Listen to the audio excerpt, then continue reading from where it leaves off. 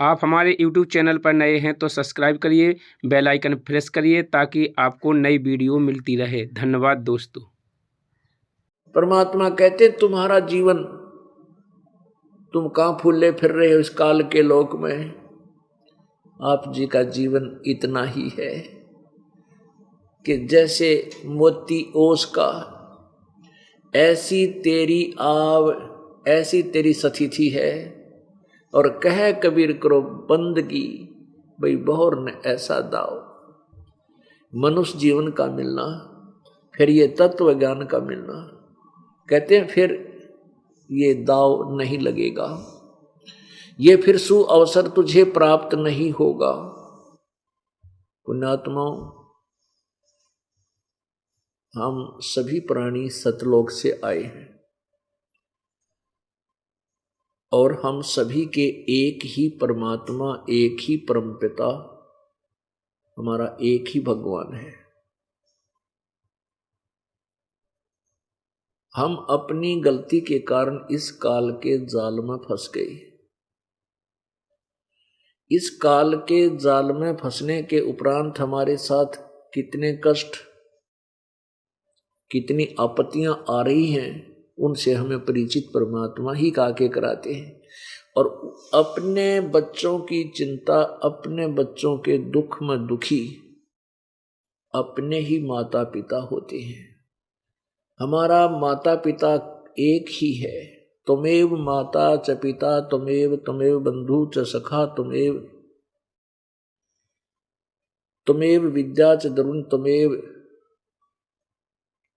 त्वमेव सर्व मम देव देव। हे देवों के देव, हे भगवानों के भगवान, तू ही मेरी माता है, तू ही मेरा पिता है और तू ही मेरा सब कुछ है। तो वो माता पिता हमारे कबीर देव हैं। वो कबीर देव, कबीर देव, कबीर साहब, वो हमारे कुल मालिक हैं। उन्हीं को हमारे दुख में दुखी होना पड़ता है। पुण्यात्माओं, हम यहाँ रह रहे हैं और यहाँ का जो भगवान है, यहाँ का जो स्वामी है, मालिक है, वो काल है। ज्योति निरंजन उसका, ज्योति निरंजन भी कहते हैं उसको, ब्रह्म बोलते हैं, ब्रह्म भी कहते हैं। पुण्यात्माओं, ये एक तत्व ज्ञान है और तत्व ज्ञान को समझने के लिए आपको समय भी लगाना पड़ेगा। जैसे हम अपने बच्चों को पढ़ाते हैं, बच्चे एमए करने के लिए 16 वर्ष तक पढ़ते हैं, घर से खर्चा होता है, माता पिता उनको फ्री रखते हैं कि बच्चों, बेटा बेटी तुम पढ़ो, शिक्षा ग्रहण करो।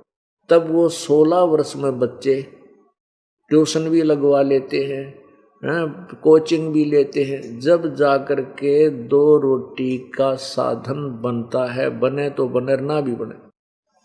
तो ऐसे ही हमने परमात्मा पाने के लिए, आत्म कल्याण कराने के लिए समय अवश्य लगाना पड़ेगा। तो यदि आपने आत्म कल्याण करवाना है तो समय लगाना पड़ेगा, सत्संग रह रह कर सुनना पड़ेगा, फिर आपका कल्याण अवश्य होगा। अब जैसे ये तत्व ज्ञान है और तत्व ज्ञान में प्रत्येक पॉइंट क्लियर करके चलना पड़ता है ताकि जरा सा भी शंका श्रोता को ना रह जाए। और जब तक शंका समाधान साथ नहीं होगा तो ये सत्संग जो हम श्रवण कर रहे हैं, इसमें भी हम मन उथल पुथल मचाता रहेगा। इसलिए दास की कोशिश रहती है, ये प्रयत्न रहता है कि इन शंकाओं का समाधान साथ करते चले। अब जैसे यहाँ हम काल के लोक में आए हुए हैं, इसको ब्रह्म बोलते हैं। ब्रह्म का अर्थ वैसे परमात्मा होता है, भगवान ब्रह्म। लेकिन यहाँ का ब्रह्म जो है ये ज्योति निरंजन ब्रह्म रूप से ये परिपक्व हो गया। इस ब्रह्म को यहाँ का मालिक ब्रह्म जो ज्योति निरंजन है अर्थात यो काल है, ये ही ब्रह्म नाम से सुप्रसिद्ध हो गया। इसलिए परमेश्वर की परिभाषा बताने के लिए पूर्ण ब्रह्म अक्षर का प्रयोग करना पड़ता है। अब जैसे ब्रह्म का अर्थ भगवान, ईश कहो चाहे ब्रह्म कहो, प्रभु कहो, इतना ही काफी था यदि एक ही प्रभु होता। लेकिन यहाँ 21 ब्रह्मांड का प्रभु यानी स्वामी ये ज्योति निरंजन काल है,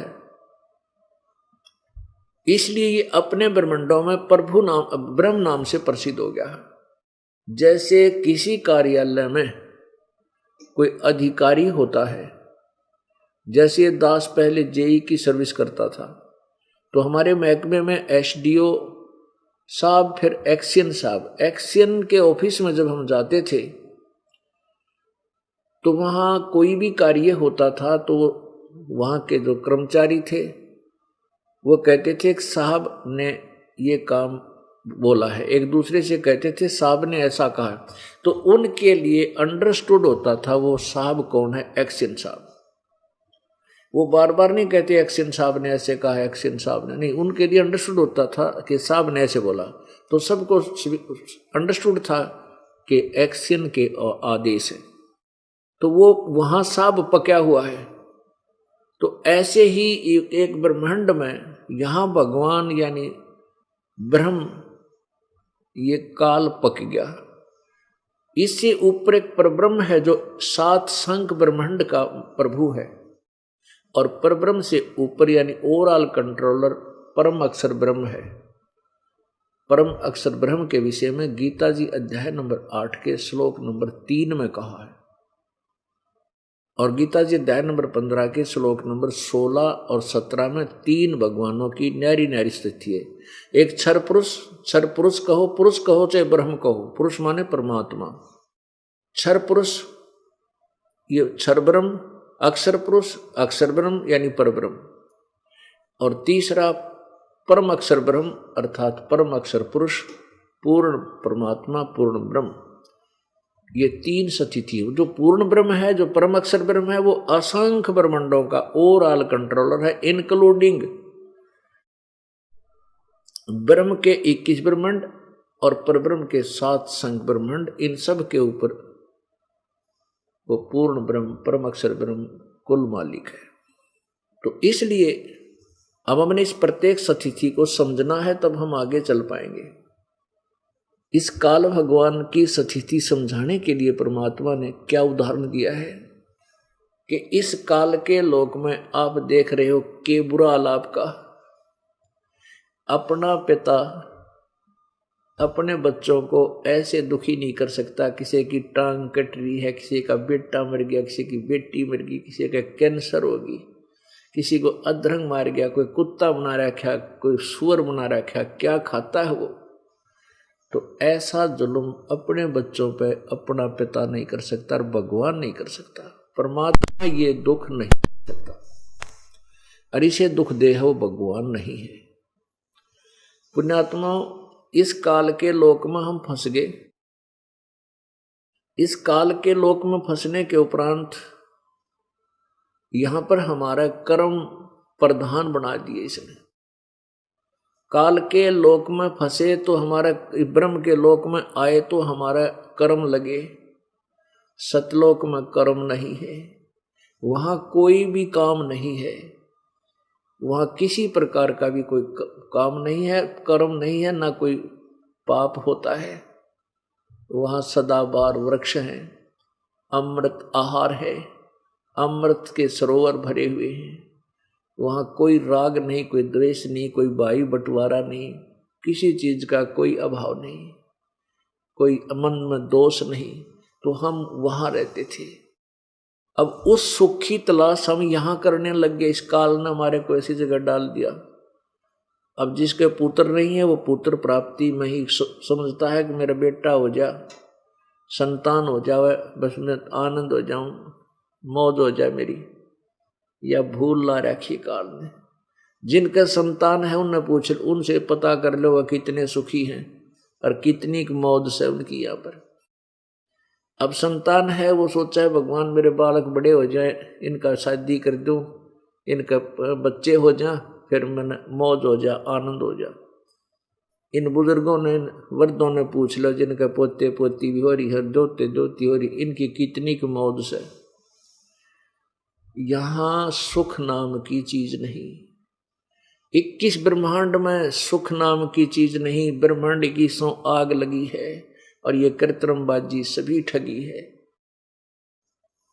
परमात्मा कबीर परमेश्वर जी हमें इसीलिए बताते हैं कि झूठे सुख को सुख है, ये मान रहा मनमोद, ये सकल जबीना काल का और कुछ मुख में कुछ गोद।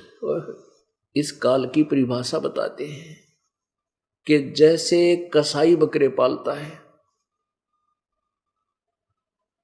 उन बकरों को पूरी सुविधा देता है, बकरे और बकरियों को पूरी सुविधा देता है, उनके गर्मी सर्दी से बचने के लिए उनके ऊपर कुछ झोंपड़ी आदि का प्रबंध भी कर देता है। साथ में लंबे चौड़े चरागाह भी खरीद कर उनके लिए रखता है, तालाब भी रखता है जहां वो जल पी लेते हैं, उनकी खूब केयर टेक करता है, देखभाल करता है। तो वो अबोध प्राणी उस काल उस कसाई को अपना दयालु स्वामी मान लेते हैं। किस दृष्टिकोण से कि इसने हमारे को कितनी सुविधा दे रखी, कितना बढ़िया जल की व्यवस्था, आहार की व्यवस्था, चारा की व्यवस्था, गर्मी सर्दी से बचने की व्यवस्था, और पता नहीं कितनी बार आकर हमें संभाल रहा है। तो इस कारण से वो अबोध प्राणी बकरे और बकरी उस कसाई को अपना दयालु स्वामी समझकर जब वो आता है उनके बाड़े में, उनके स्थान पर, उसकी तरफ भाग लेते हैं प्यार से। और फिर वो ऐसे हाथ लगाकर देखता है, वो बकरे और बकरी समझते हैं ये तुम्हें प्यार दे रहा है, तुम्हें प्यार दे रहा है। वो फिर क्या करते हैं बकरे, उसको प्यार से चाटते हैं कसाई को, वो प्रतिफल में प्यार देना चाहते हैं। और कोई ऐसे पैर उठा करके प्यार सीने से लगाना चाहते हैं कि बड़ा दयालु है हमारा मालिक। और वो हाथ लगाकर देख रहा होता है, यो कै किलो का हो गया, इसमें मांस कितना हो गया, कितने का बिकेगा। और वो बूढ़ी आत्मा समझते हैं हमारा मालिक हमारे से प्यार दे रहा है, हमारी मालिश कर रहा है। और जब आता है कहीं से ऑर्डर आ गया 10 बकरों का, तो वो ना देखता किसका बेटा मरा, किसकी बेटी मरा, किसकी माँ मरा, या बाप मरा, या भाई मरा, या दोनों मरा इकट्ठे। लाठी देकर न्यू आंख लेता है, निकाल लेता उनको बाहर मोटे मोटे छांट के, और जाके कड़च करा देता है। तो पुण्यात्माओं, इस काल ने आप जी को उस कसाई की तरह, बकरे जैसे कसाई पालता, ऐसे ही आपको रोका हुआ है। हमने ये भगवान दिखाई देता है ब्रह्म, ये ज्योति निरंजन, ये काल, किस दृष्टिकोण से कि जैसे देखो कितनी बढ़िया पृथ्वी, यहाँ कितने सुंदर बाग बगीचे, झरने बह रहे हैं, सुंदर दरिया बह रही हैं, जल है, जमीन में जल है, काजू किस्मत सेब संतरे, और कितनी सुंदर हवा चला रखी है, सूर्य बना रखा है। तो इस कारण से ये देखे तो हम समझते हैं बड़ा दयालु भगवान, देख कितनी हमारी केयर टेक करता है। और फिर देखते एक्सीडेंट में कुंबा का कुंबा गाड़ी हो जाती है, अक्षेत्र का अक्षेत्र, भूकंप आ जाता है, गर्क हो जाता है, नष्ट हो जाता है। तो फिर ये भगवान की संज्ञा समाप्त हो जाती है, फिर भगवान वाले गुण समाप्त हो जाते हैं। पर इतनी अकल हमारे में नहीं छोड़ रखी इस काल ने, हम सोच ही नहीं सकते कि हमने ये सोच रखा है यहाँ तो ऐसा होता ही है, और हम निश्चिंत हो जाते हैं, मरना तो है, वो भी मर गए भाई। दुख आता है, रोना आता है, लेकिन विकल्प कोई नहीं। तो फिर कुछ दिनों में वो जख्म भर जाता है, फिर हम वैसे बकवादों पर लग जाते हैं, फिर एक चोट ठोक देता है। इसलिए परमात्मा हमें याद दिलाते हैं, एक उदाहरण देते हैं, कहते पतझड़ आवत देख कर बन रोवे मन माही, वो ऊंची टहनी पात थे अब पीले हो जाही। कि जिसमें पतझड़ आती है, बसंत ऋतु आती है, उसमें क्या होता है कि पत्ते पीले होकर वृक्षों के पत्ते झड़ने नीचे गिरने प्रारंभ हो जाते हैं। उसके तुरंत बाद ही छोटी छोटी कोपलें फूट आती हैं और कुछ ही दिनों में वो पत्ते बनकर ऐसे हवा के झोंकों में फड़फड़ फड़फड़ करके मस्ती मार रहे होते हैं। एक वर्ष वो मस्ती मारने के बाद फिर पीले होकर गिर जाते हैं और पैरों पशुओं के पैरों के नीचे या गंदे नाले में सड़कर खराब हो जाते हैं। यही उदाहरण दिया है इस काल के लोक का कि यहां ऐसे तुम्हारी दुर्गति होगी जब प्रलय होगा, जब ऐसे तुम्हारा नामो निशान मिट जाएगा।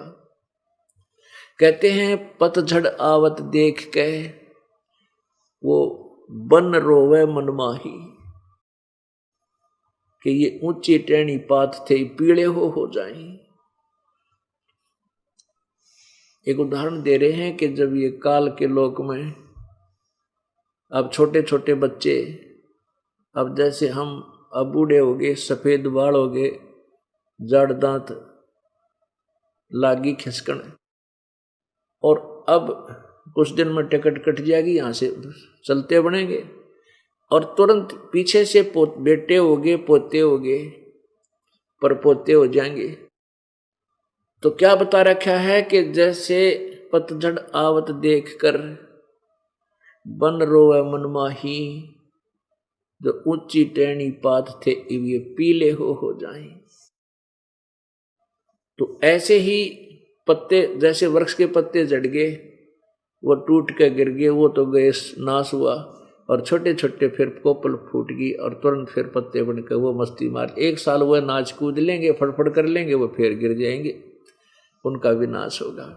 तो अब परमात्मा हमें यही काल के इस जाल को समझाने के लिए ऐसे एग्जाम्पल कोड कर रहे हैं, ऐसे उदाहरण दे रहे हैं। फिर क्या कहते हैं, जैसे एक व्यक्ति घर का अकेला, किसी का कैंसर होगी, एड्स होगी, वो फाइनल मौत है, वो तो खत्म न सोच लेता है, फिर वो रोता है बैठ के, हे भगवान मैं तो मरूंगा, अब मेरी मृत्यु होगी, अनु सोचा ही कहाँ जाऊंगा, क्या होगा मेरा, क्योंकि भरे परिवार को छोड़कर जब ये चलता है प्राणी, तब इसकी आंखें खुलती हैं। जब तक ये स्वस्थ है, 2 रोटी समय पर मिल रही है, बकवाद तोलता है, सारे नरी को बद कुमाता है, परमात्मा के निकट नहीं आता है। आता है तो नकली सा काम चाहिए, इसने भक्ति की सही व्यवस्था की आवश्यकता नहीं। पुण्यात्माओं, परमात्मा के चरणों में आने के बाद कैंसर भी ठीक हो जाएंगी, एड्स भी ठीक हो जाएंगी। भगवान एक पल में जो चाहे सो कर सकता है। जो हमारे अंदर जगह हो उस परमात्मा तो लाभ लेने की। परमेश्वर कहते हैं, कबीर जी अपनी महिमा आप पर बताते हैं कि सतगुरु के दरबार में कमी काहे की ना, और हंसा मौज नहीं पावता तेरी चूक चाकरी में। इस परमेश्वर, कबीर परमेश्वर की डिक्शनरी में इम्पॉसिबल वर्ड नहीं है। कबीर परमात्मा के शब्द कोश में असंभव शब्द नहीं है, लेकिन हम उसका लाभ नहीं प्राप्त कर पा रहे हैं, तो हमारी कोई सेवा और सिमरन में, श्रद्धा में कोई त्रुटि है। सतगुरु के दरबार में कमी काहे की ना, हंसा मौज नहीं पावता तेरी चूक चाकरी में।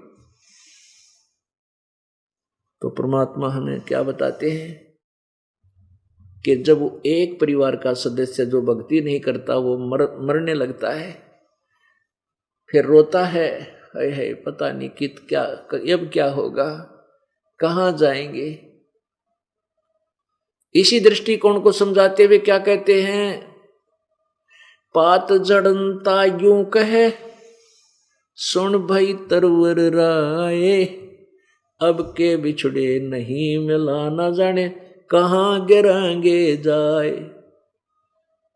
अब वो पत्ता वृक्ष से टूटता हुआ, गिरता हुआ मानो कह रहा हो, पात झड़नता यूं कहे, सुन भई तरवर राय,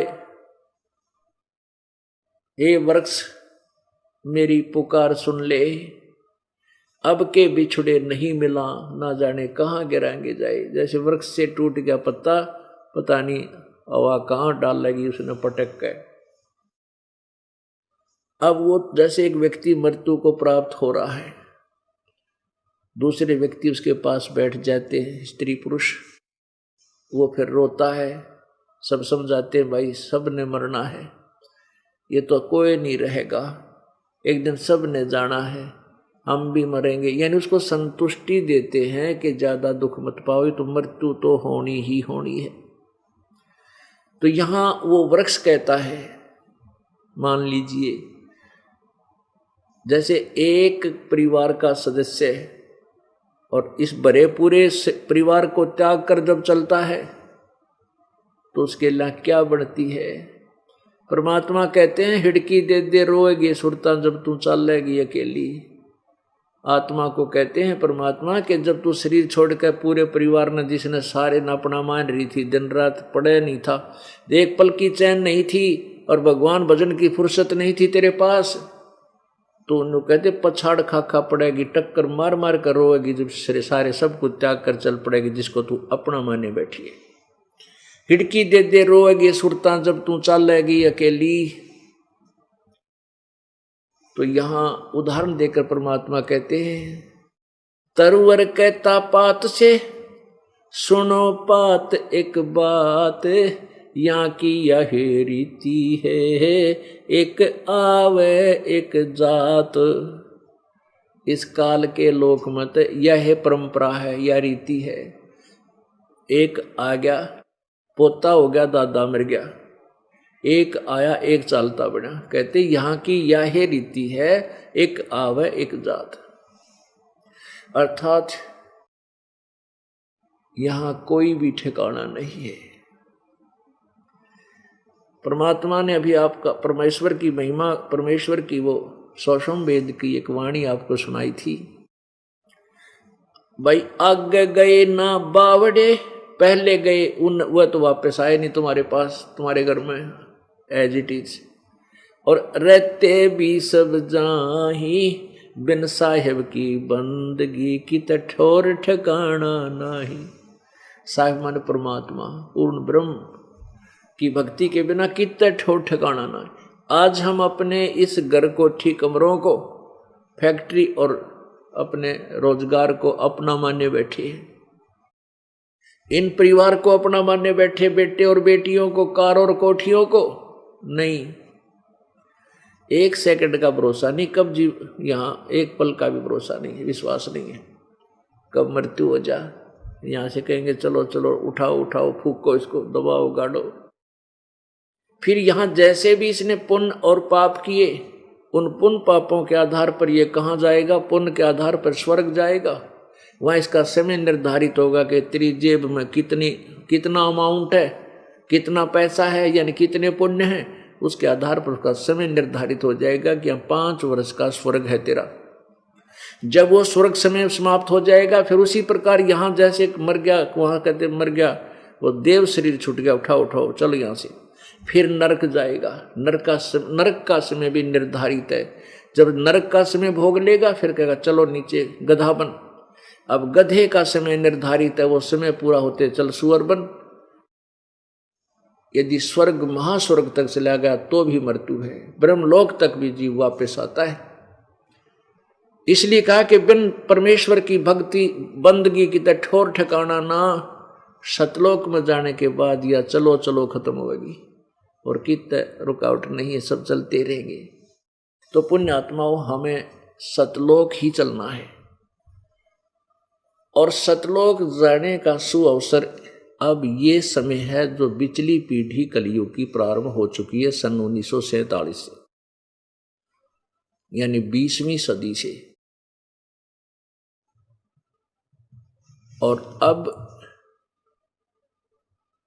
इस समय जिस पुण्य आत्मा का मनुष्य जीवन है वो धन्य भागी है, पुण्य भागी है। और जो इस परमेश्वर के शरण में नहीं आ रहा है वो दुर्भाग्यशाली है, वो कर्महीन प्राणी है, महापाप का भागी है।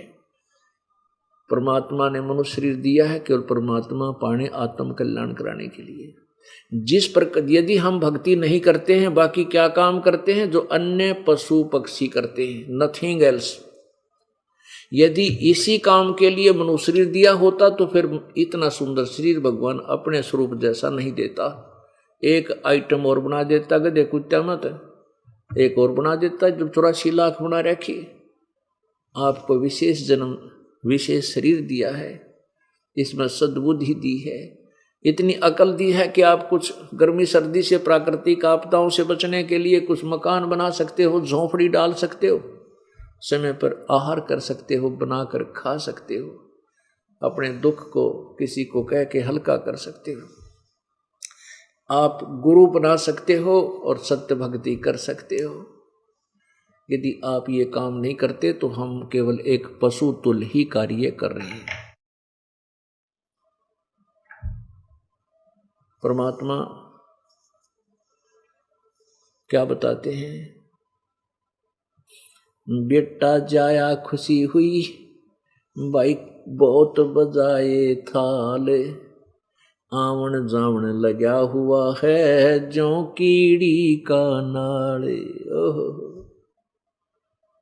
पहले राजा लोगों के पुत्र होता था, क्योंकि हमारे समाज में इन अज्ञानी गुरुओं ने एक और बीमारी पाल रखी है कि जिसका बेटा नहीं उसकी गति नहीं, जिसका बेटा नहीं वो उसकी गति नहीं हो सकती, वो महापापी प्राणी है। तो इस अपने कलंक को मिटाने के लिए इंसान बेटे को महत्व देने लग गया। पुण्यात्माओं, युग काल का जाल है, बेटे जो भगवान ने दे दी संतान से हर्ष स्वीकार करो और अपनी भक्ति करके उस बच्चे का भी अपना फर्ज पूरा करो, भक्ति पर लगाओ। जैसा परमात्मा ने उसकी ड्यूटी हमें दी है, सेवा दी है, वह सेवा करो और भक्ति करके पार हो जाओ। पीछा छुटवा वाले बेटे और बेटी के चक्कर में पड़ो ना, युग काल का भयंकर जाल है। अब जैसे किसी का संतान नहीं है, वो केवल संतान मांगना आता है। यहाँ पर पुण्यात्माओं, परमात्मा कबीर जी जो चाहे सो दे सकता है, इतनी संतान दे दे हाथ जुड़ा देगा तुम्हारे थे। यहाँ 18-18, 20-20, 54-54 साल की यानी 27-27 वर्ष बयान हो गए थे, उनके संतान नहीं थी, उनको दे दी। वो केवल संतान न मांगना हो थे, वो ऐसी नीच आत्मा फिर आना भी छोड़ गए। तो कहने का भाव ये है कि वो काल के जाल में परमात्मा नहीं फंसाना चाहता आपको यहाँ से निकालना चाहता है और आपको संतान नहीं दे रहा है। कुछ दिनों में आप ज्ञान से इतने रंग दिए जाओगे कि आपकी संतान की चाह खत्म हो जाएगी। हम तो आप नहीं चाहोगे संतान, लेकिन फिर क्या है, काल ने बहुत भयंकर जाल फैला रखा है।